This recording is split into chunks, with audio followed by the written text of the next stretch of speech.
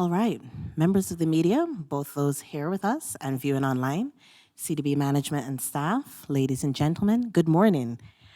I am Amanda Lynch Foster, Corporate Communications Officer here at the Caribbean Development Bank, and it is my pleasure to welcome you to our annual news conference. I'm going to introduce you now to our panel and in the order that they will speak. So at center is our president, Dr. William Warren Smith. To his right, to his left, is our Director of Economics, Dr. Justin Ram, and to his left, our Director of Projects, Mr. Daniel Bess. Dr. Smith will lead off, followed by Dr. Ram and Mr. Bess. If you are following online, please feel free to join the conversation and add to the conversation using our hashtag CaribDev, that is CARIBDEV. And now, without further ado, let's get the morning's proceedings underway. I'm going to call Dr. Smith to the lectern.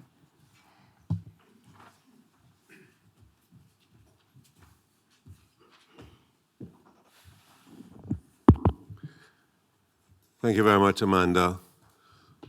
Good morning, ladies and gentlemen of the media.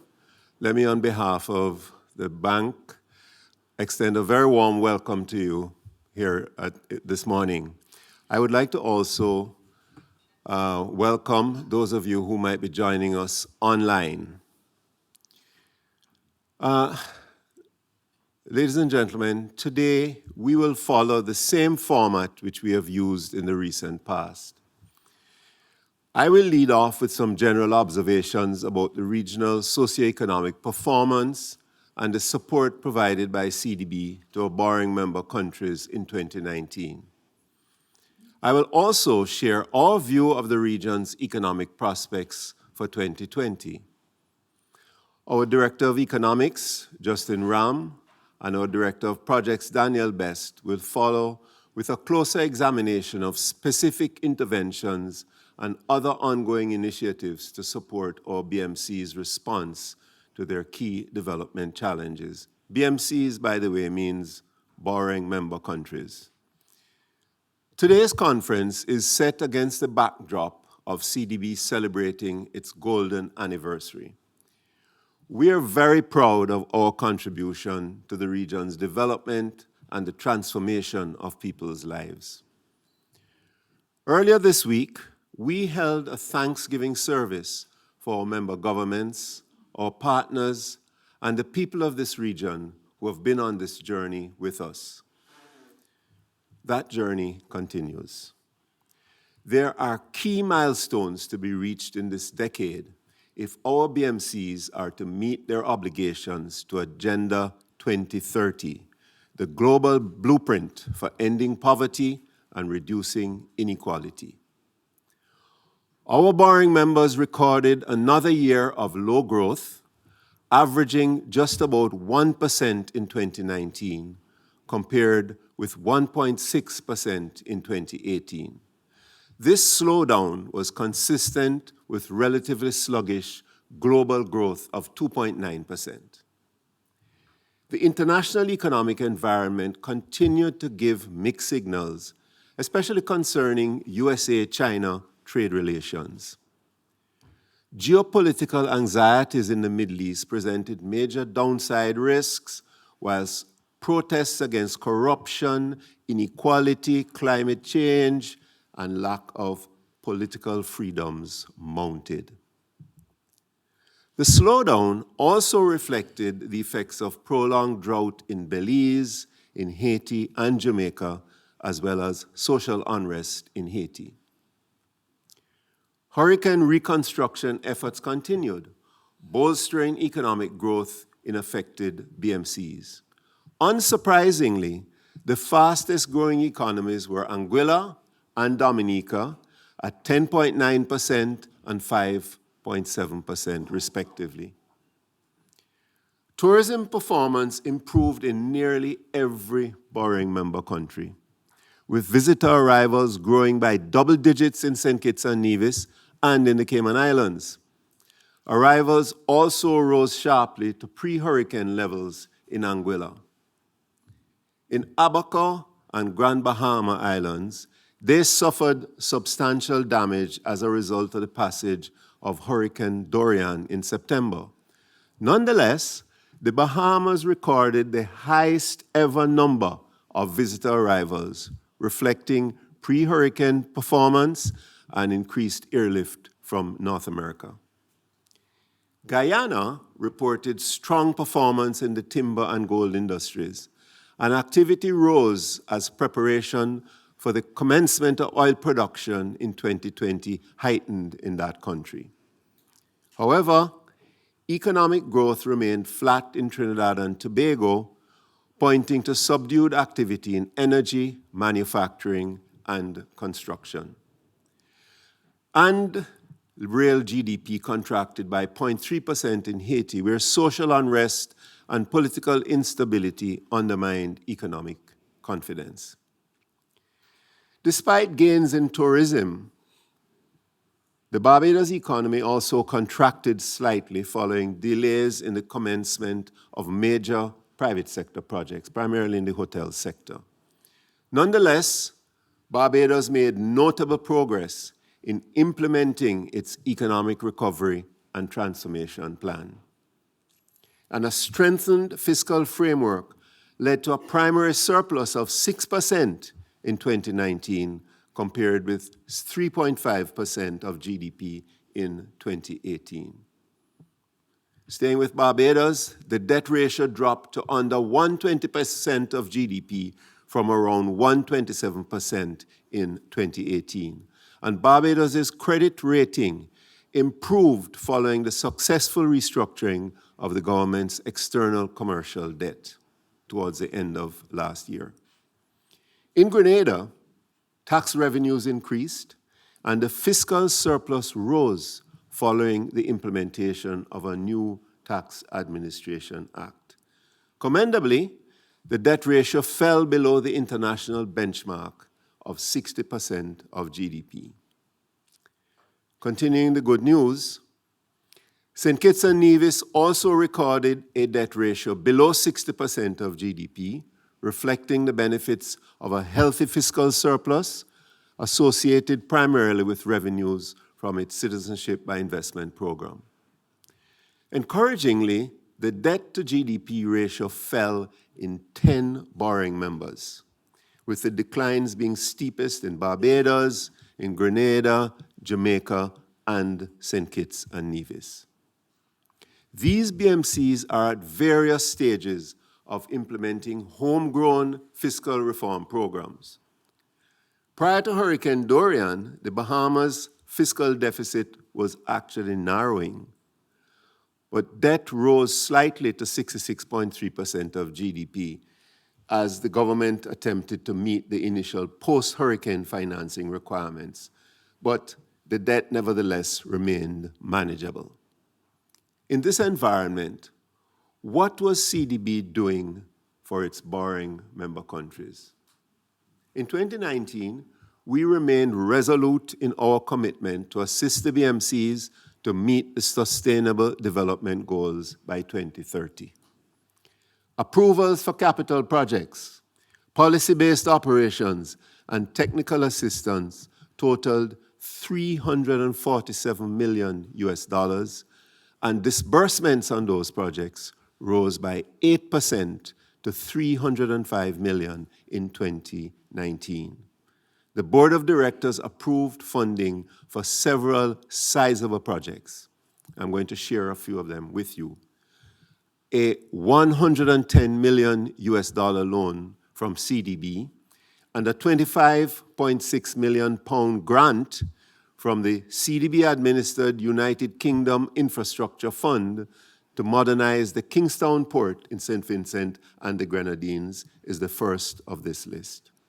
A second policy-based loan of $75 million to support Barbados' ongoing economic stabilization and recovery program, and a $50 million exogenous shock policy-based loan for the Bahamas following the passage of Hurricane Dorian. Let us now take a look at some of the strategic initiatives.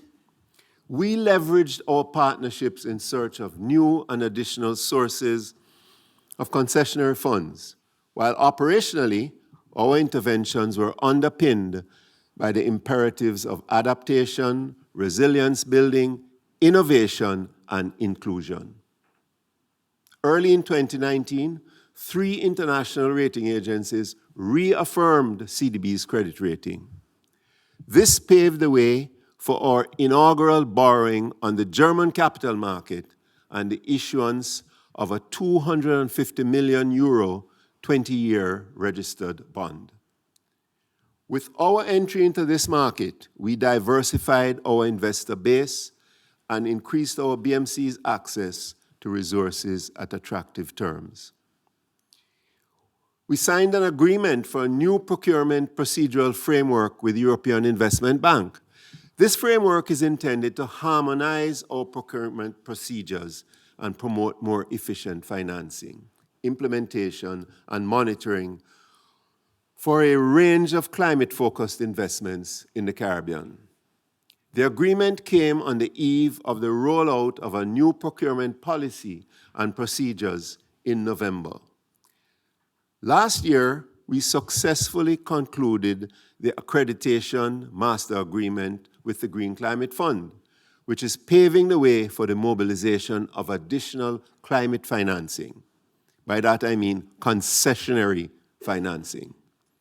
We also partnered with the German development agency, Deutsche Gesellschaft für internationale Zusammenarbeit, GIZ, to provide almost 250,000 euros to help Eastern Caribbean countries prepare projects for funding consideration by the Green Climate Fund, the Adaptation Fund, and CDB. Proposals have already been prepared for Dominica, St. Kitts and Nevis, St. Lucia, and St. Vincent and the Grenadines. Ladies and gentlemen, we also secured a $8.5 million grant from the Adaptation Fund to build resilience in St. Lucia's agriculture sector, a key component of that country's economy. St. Vincent and the Grenadines became the first beneficiary of concessional financing under our $27 million GeoSmart initiative. I stand here proud this morning to announce that in July 2019, our sustainable energy facility for the Eastern Caribbean was named Best Financing Program at the Geothermal Congress for Latin America and the Caribbean at its GeoLac Industry Awards ceremony. Kudos to my colleagues who have led on that particular initiative. Let me now turn briefly to our prognosis for 2030. We're projecting regional GDP growth of 4.1%, consistent with expectations of accelerated global economic activity. With estimated daily production of about 100,000 barrels of oil, Guyana should dominate regional growth performance this year. Other growth drivers in the region should be the construction, tourism, and agriculture sectors. But economic growth will remain lopsided and below the sustainable rates needed for long-term resilience. Borrowing members like Barbados, Grenada, Jamaica, and St. Kitts and Nevis must stay on course with their homegrown socioeconomic reform programs. Others should join the bandwagon and commence with alacrity implementation of their own adjustment programs. In CDB, we will be pressing on with our internal transformation program, which started last year. We must become better equipped to be a more effective partner for our borrowing members. Some immediate tasks call for deepening our customer relationships and becoming more responsive to the needs of our borrowing members, supporting capacity and institution building, and ramping up the pace of disbursements so that the projects can deliver even faster the promised development impacts. Ladies and gentlemen, I thank you. I'm now going to ask Dr. Justin Ram, my colleague who's Director of Economics, to take over this relay. Thank you.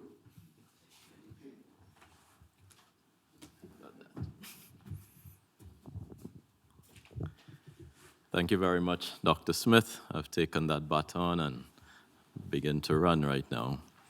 Good morning to members of the media, colleagues, ladies and gentlemen, and viewers online. The Caribbean Development Bank underscores the need to build inclusive, competitive, and resilient economies to improve the quality of life for Caribbean citizens.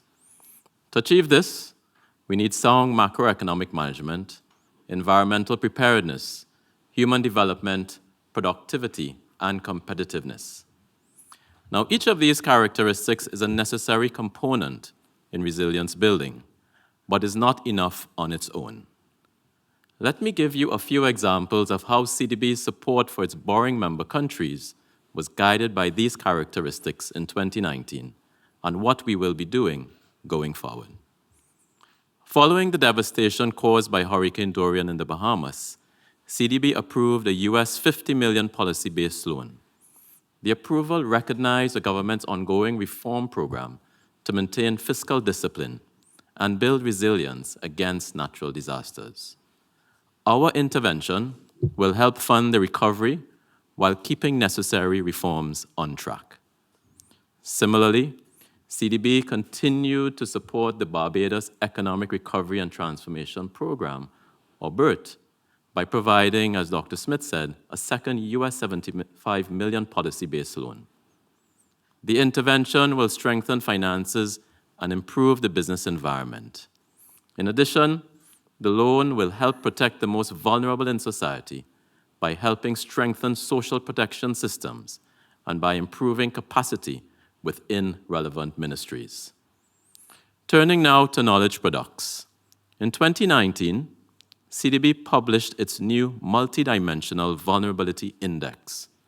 This provides a more holistic view than the previous economic vulnerability index, as it includes measures of social vulnerability and a climate change vulnerability component. The index shows that main vulnerabilities of BMCs are dependence on strategic imports, export concentration, and the exposure to natural hazards and climate change. The index assists countries in determining their development priorities to build up resilience and has the potential to broaden BMC's access to concessional finance, regardless of income per capita. CDB continued the advocacy for the sustainable development of the blue economy. And according to a working paper on measuring the impacts of the blue economy, using the example of Jamaica, our analysis suggests that the blue economy was responsible for about 7% of gross domestic product in 2017. These results, ladies and gentlemen, support increased investment in blue economy activities. Turning to service delivery and implementation. In 2019, we began supporting the government of St. Lucia to improve its delivery of public services. The Performance Management Delivery Unit was created in the Office of the Prime Minister to provide critical implementation support to ministries and agencies in order to deliver agreed results in priority areas such as agriculture, crime, education, health, infrastructure, and tourism. To date, the unit's support has already helped achieve some positive outcomes. Moving forward, our research will provide an evidence base for promoting truly inclusive and resilient economies.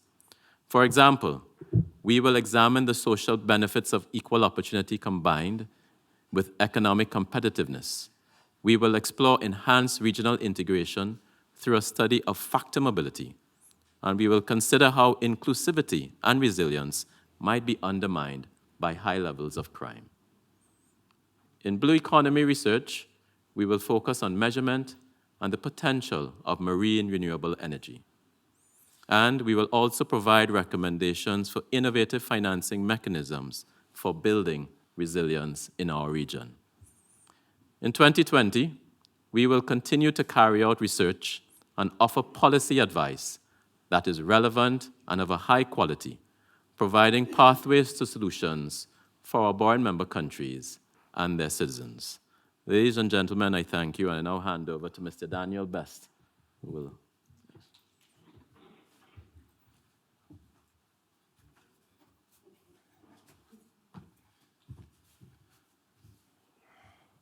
Thank you, Dr. Ram. I will attempt to successfully finish the race.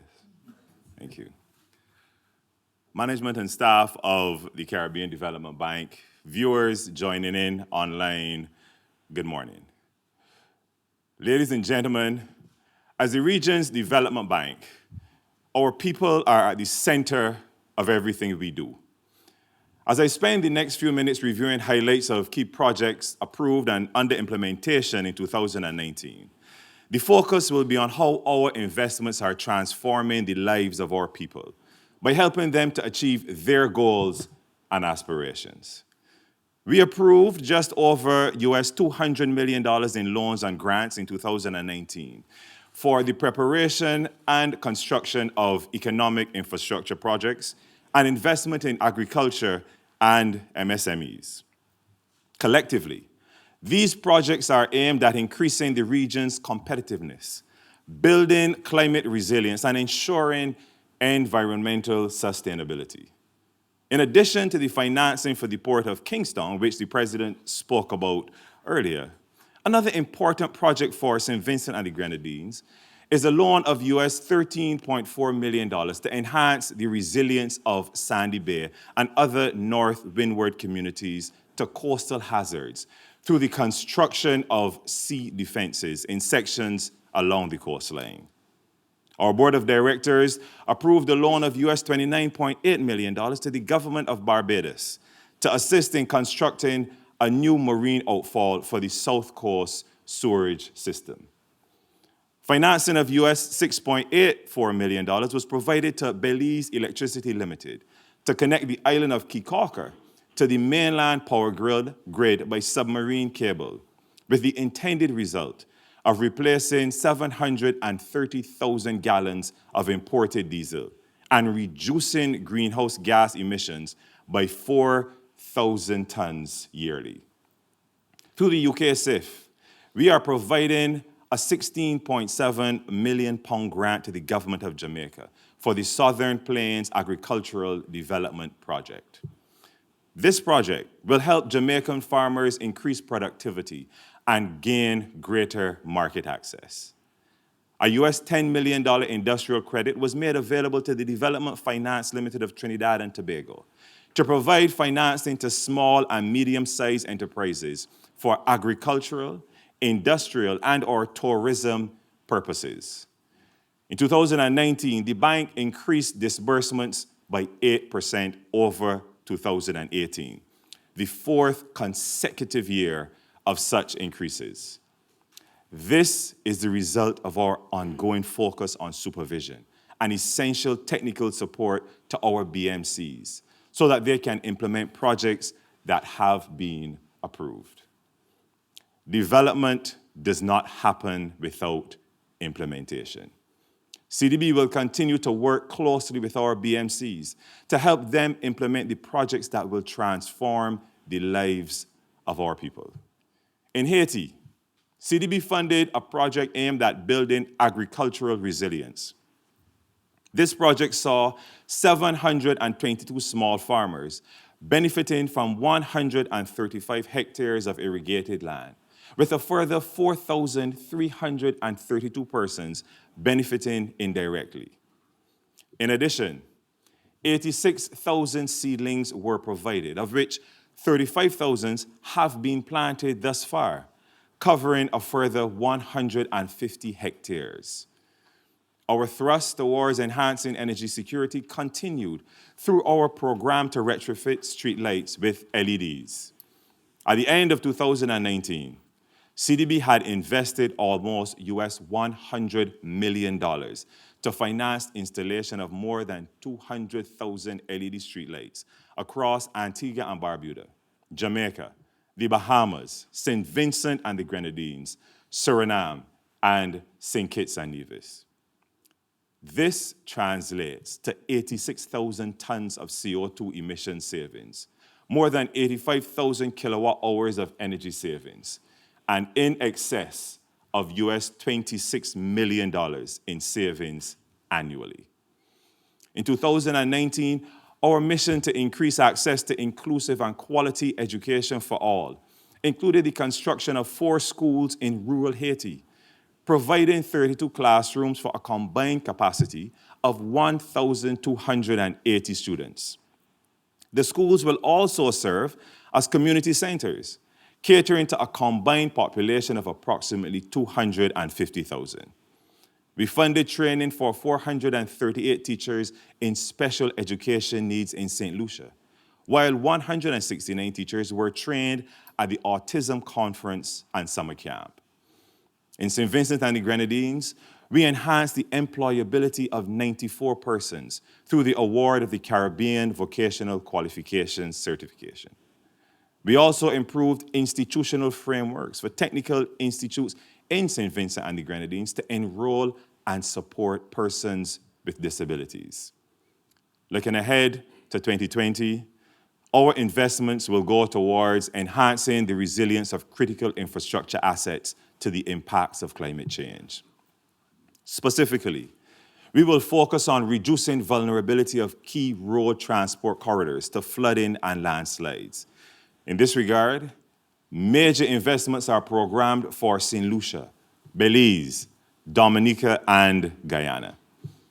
In Haiti, we expect to complete the appraisal of a US $7.5 million project in renewable energy and a US $6.5 million project in agriculture.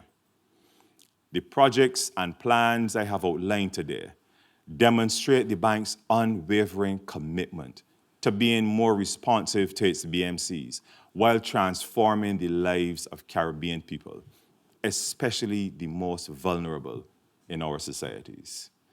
As a region, we will continue to work tirelessly until poverty is eradicated and sustainable development is achieved. Ladies and gentlemen, I thank you.